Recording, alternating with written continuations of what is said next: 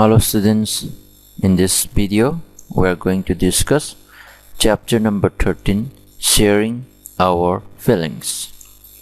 After returning home from school, there are two people with whom I like to share all my news. They enjoy listening to my tales.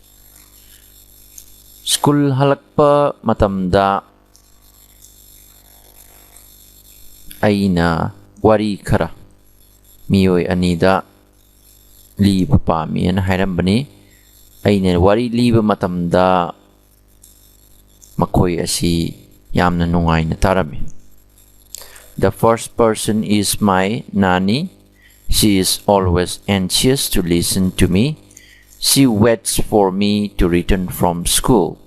She is quite old and often has back pains. She cannot see or hear well. Every day in the morning, Papa reads the newspaper aloud to her. She does the rest of her work herself.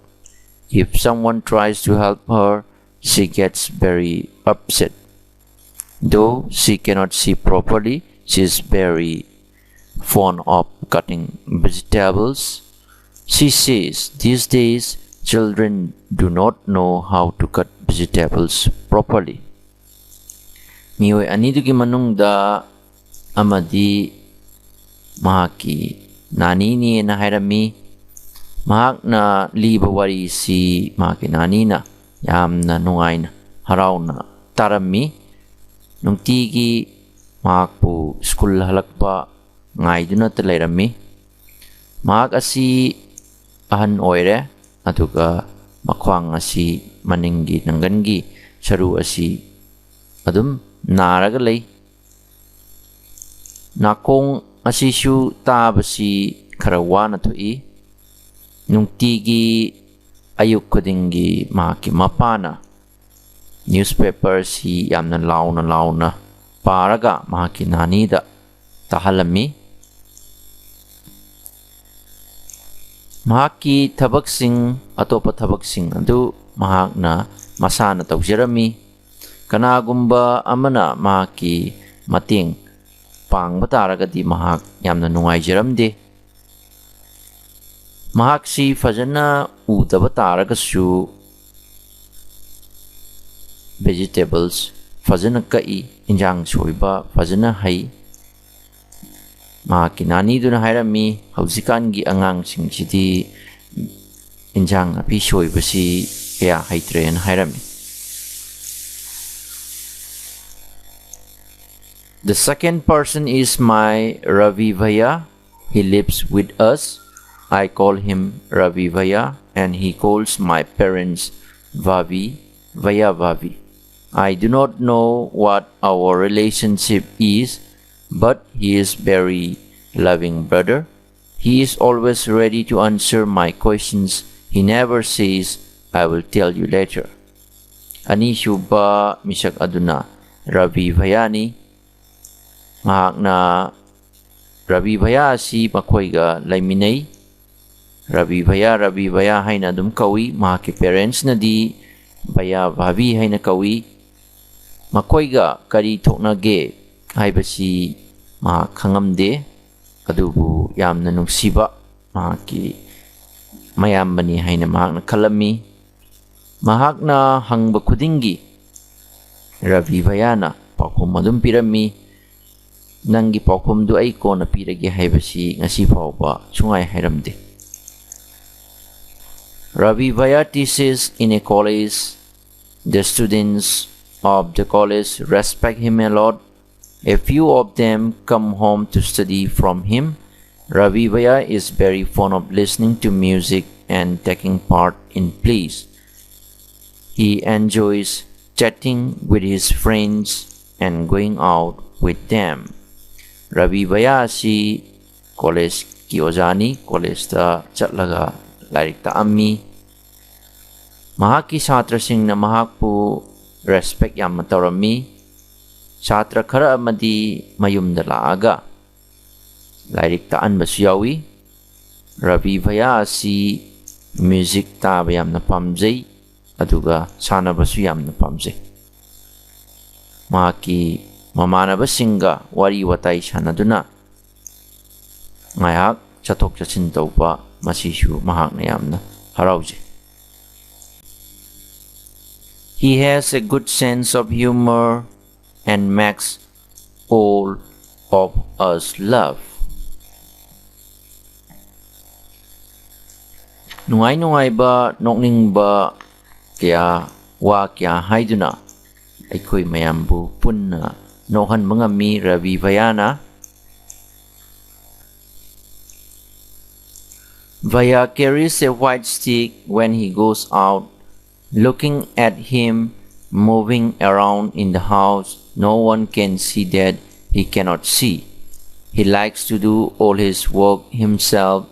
If someone tries to help him against his wish, he gets angry. Whenever he needs any help, he asks for it. Ravi Vaya si angauba chay asangba ma pairaga chathokpada asumna chay angauba asangba madum pai mang satpa kudingi mahak na yum manungda chay duga koichat chatlaga chay du pairaga koichat chatpa matamda kanana su mahakpu mamitang bani haibasi mit uda bani haibasi thajaramde mahak na masagi thabak asi tauzay kanagumba na mahaki thabak asi mateng pangba taragadi mahak na yamna sawi mahak na matanda tawjabana hena mangonda nungaijay adubu karigumba mateng pangba mateng darka lairagadi mahak na mateng adu hairai natragadi mateng nidabida mateng panguragadi mahak na yamna sawi. Some of Vaya's students take books from him and return them after recording them on tapes. Ravi Vaya listens to these tapes. Ravi Vayagi satrasingna lairik khara mangondagi lauraga tape oina record tawraba matungda lairik adu amuk Ravi Vaya da pirai. Ravi Vayana tape sing adu amuktai. Vaya has many other books too. The pages of these books are thick and have rows of raised points, dots. He reads by running his fingers on the raised dots. Ravi Vayagi lairik mayama malay. Lairik asigi pacing asi yamna thai aduga pacing asida dots sing atong ba mayama malay. Atong ba mayam sing asida mahaki fingers sing na pairaga like dot sing adugi meaning adu makoy na khangi aduga makoy na lairik asi pabani. To have fun with Vaya, I sometimes change the place of his stick. He does get upset but never gets angry. After all, I am his favorite sister Sima. Vaya gangak fagi taw na boy na ay na kariguma matamda mahaki chay asang ba angaw ba si mafam hong toga thami bayana nga kradinungay te adubu mahak na kaydaw nungda sawbo utte adubu mahaki bayagi kwaidagi favorite oy ba sister si mahak ni haibati si ma sini haibasi si ma sini. I had hardly reached the door that Vaya spoke up. Sima, you seem to be very happy today. Ravi Vayana lairiba jaga aduda magi manakta yaurudragasu Sima asi haraute hebasi Ravi Vayana di yamna laina khangi aduna Sima nang asidi yam haraw na uy na hairam. Vaya recognizes not only me but all the other family members from the sound we make as we move. He can even tell whether I'm happy or sad. Ravi Vayagi manakta chatludragasu ꯌꯨꯝꯗ ꯂꯩꯔꯤꯕ family ꯃꯦꯝꯕꯔꯁꯤꯡꯁꯤꯅ ꯆꯠꯊꯣꯛ ꯆꯠꯁꯤꯟ ꯇꯧꯕ ꯃꯇꯝꯗ ꯆꯠꯂꯤꯕꯁꯤ ꯀꯅꯥꯅꯣ ꯍꯥꯏꯕꯁꯤ ꯔꯕꯤ ꯚꯌꯥꯅ ꯏꯔꯥꯏ ꯂꯥꯏꯅ ꯈꯪꯕ ꯉꯝꯃꯤ꯫ ꯃꯍꯥꯛꯅ ꯁꯤꯃꯥ ꯑꯁꯤ ꯍꯔꯥꯎꯏ ꯅꯠꯇ꯭ꯔꯒꯅ ꯊꯋꯥꯏ ꯅꯨꯡꯉꯥꯏꯇꯅ ꯂꯩ ꯍꯥꯏꯕꯁꯤ ꯃꯁꯤꯃꯛꯁꯨ ꯎꯗ꯭ꯔꯒꯁꯨ ꯍꯥꯏꯕ ꯏꯔꯥꯏ ꯂꯥꯏꯅ ꯉꯝꯃꯝꯃꯤ꯫ Vaya, finally I am in the football team. I shared my news with him. He patted me and said lovingly, "From today you are my football coach." Simana Ravi Vayada hairami masi football team mamada maha khalle haina pau tamami. Ravi Vayana yam harauna nungsina haira ami masidagi nahak asi aigi football coach oirabani haina. Sima's father reads the newspaper aloud to her nanny. How do you help all people? Simagi babana newspaper siyam na law na paduna. Simagi nani asibu tahalami. Asumna mataw karam na nakoy na ahan oiraba misingi mating pangi hebadu nakoy na masida EVS. What kind of problems do people have in old age? Ahan oishala aba matamda kari problem lay haibasi nakoy na masida EVS. Example oy na hairabada ahan oira kanda ubasi fazana ngamakte taba ngamakte chaba ngamakte jointing the naba kwang naba khu the naba asina chingba anaba mayam ama lai masising asina koina masida EVS. How does Ravi Vaya come to know so many things without seeing? Ravi Vayana mana udragasu mana ayamba loina bak khangibasi mataw karam nano haina hangbani. Ravi Vaya si mamichi ude aduna mahaki manakong si tabagi chang asi yamna ngami sense of hearing asi yamna strong oibna maram moraga mahakna taraba matungda irai laina tongan ba sing asi makal sing asi mana udragasu khangba ngamibani. Have you ever needed a stick? When? Nang kariguma matamda chay haibada chay shu darka laiba yaukhrabra karangkanda no hangbani aduna karigumba nakhoi si nakhong soktuna nakhong naraga yetlaga laiba adugumba matang oiragadi nakhoi shu stick asi darka laiduni.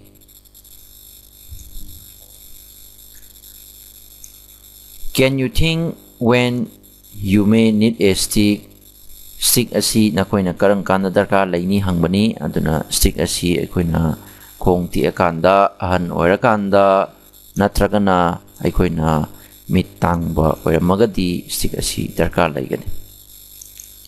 How do we help those people who cannot see?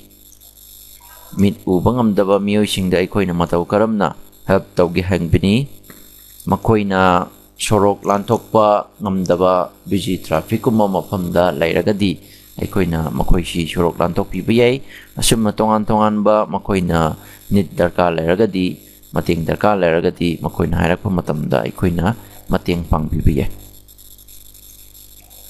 Is there any member in your family who cannot see, speak or hear? Do you know any such person? How do people help them with their work?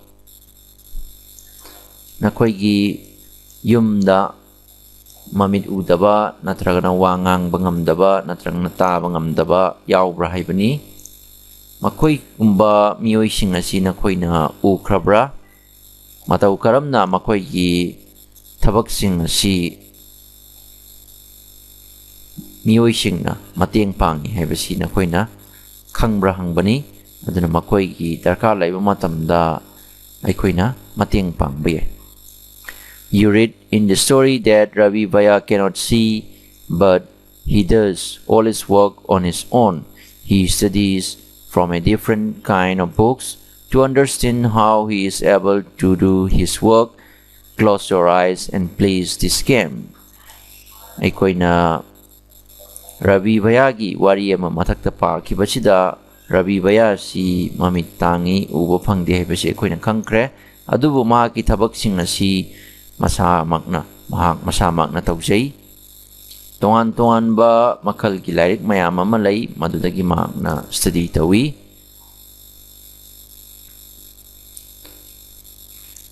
mahakna mataw karamna thabak tongan basing asi taujari bano haibasi aikoina khangna bagdamakta aikoina mit ushalaga game ama sanase.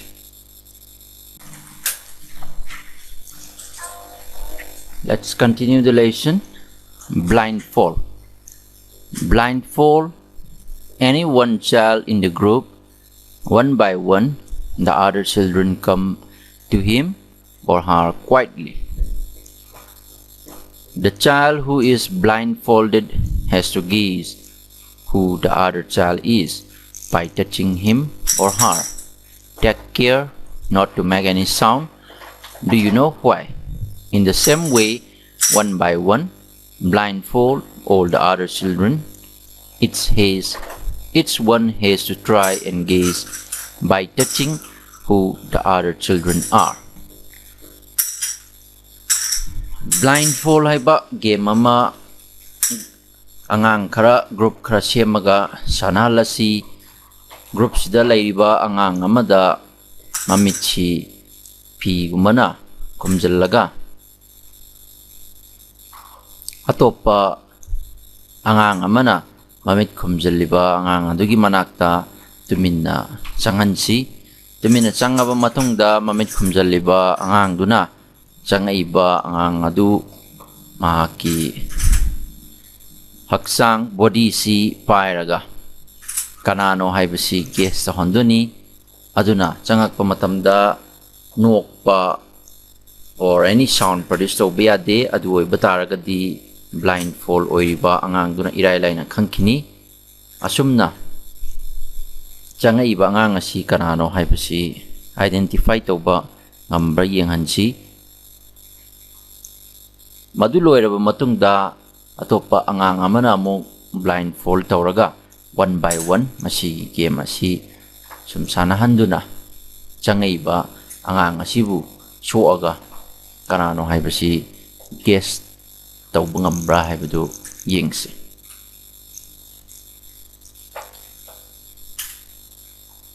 Discuss and tell how many children could recognize the others by touching. Angang kaya na makoy si shoaba matungda khangba ngami haibasi nakoy gi game tugi matungina nakoy na masida haibiyare. How many children could recognize the other children by only hearing them? Makol kaktamak haibadi makoy na chatpagi makol gumba masi kaktamak taraga recognize to ngamba angang yawbra haibani madugi masing adu nakoy na ibiyare. Which was easier of the two? Karamba na hena laibe heli haibadi body shoaga recognize to ba natragana makol kaktamak makoy na chatpagi makol kaktamak taraga recognize tauba masi karamba na hena lai na thokatage haibani aduna. Sense of hearing yamna ngamba migidi makol si taraga recognize tawbuduna hena ngamgani aduga sense of feeling tas tawba ngamba sina hena lairagana hena nungairagana masina hena recognize tawba ngamgani. Thus and tell how many teeth are there in your mouth. Which students in the class have the maximum number of teeth?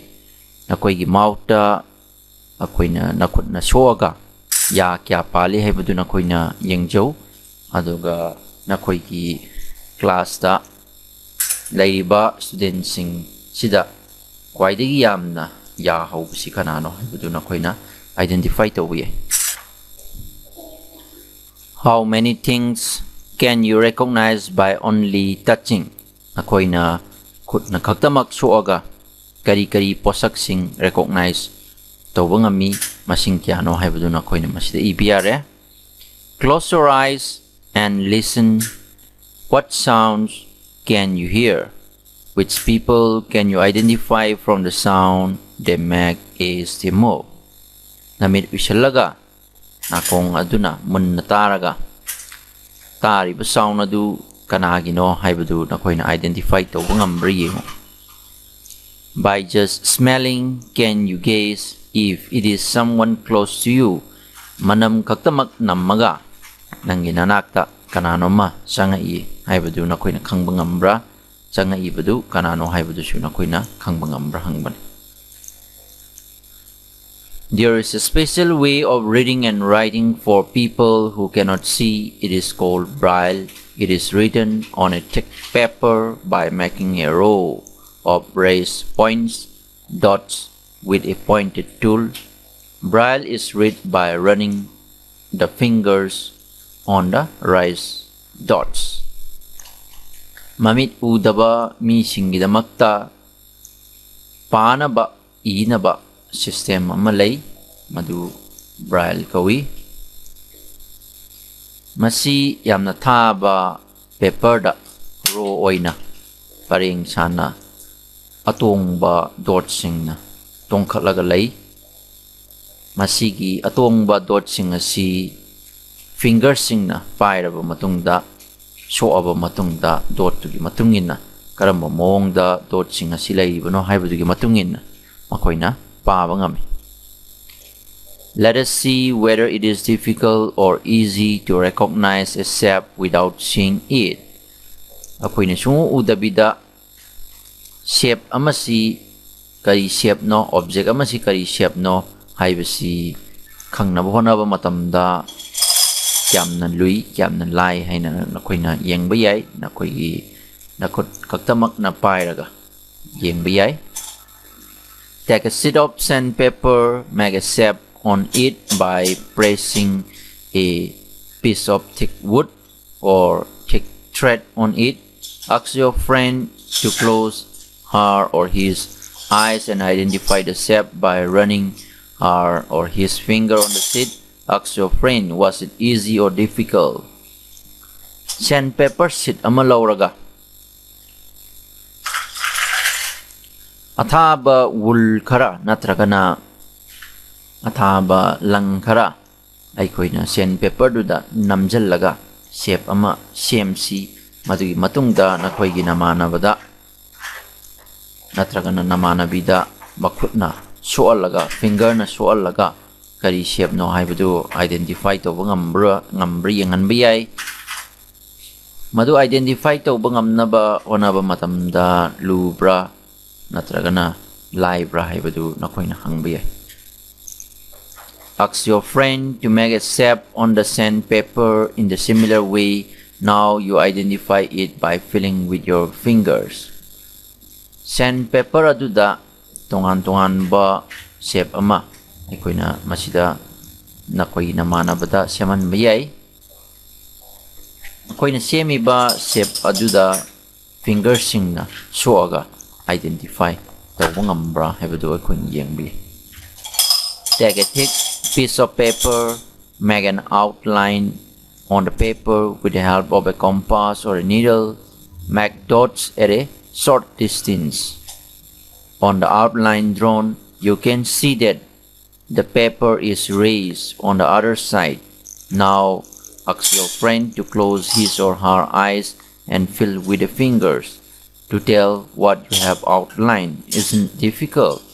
Think about how people who cannot see are able to read. Si athaba ma ikoina laurasi si athaba duki outline nama paper sigi outline nama ikoigi compass natragana yetum lauraga ikoina outline nama semasi dot mayam ama yamna nakna ikoina outline moina semasi madugi matungda compass natragana yetum na tindat pa matamda madugi side other side to that si dugi makadang on thoga side to that tong thoga laiba mayama urangani madugi tong thoga laiba dots sing aduda fingers sing na suaga mahaki mamit asi humjalaga outline tawgribadu karino kari mayek no kari figure no haibna singba si kangbangambra yengba yai masida kyam lui ludi haibadu nakoini yengba yai aduna khut khaktamakna aikoini suaga fill taw matamda outline tawriba posak asi karalu na thui aduna mamit udaba misingna makoina paaba si mataw karamna parangani haibasi aikoina masidagi khanba yai. Let us learn about Braille. You have seen that Ravi Bhaiya reads special types of books. How were these books made? Who first thought of these books? Let us find out about it. Braille gi maramda aikoi khara yengsi.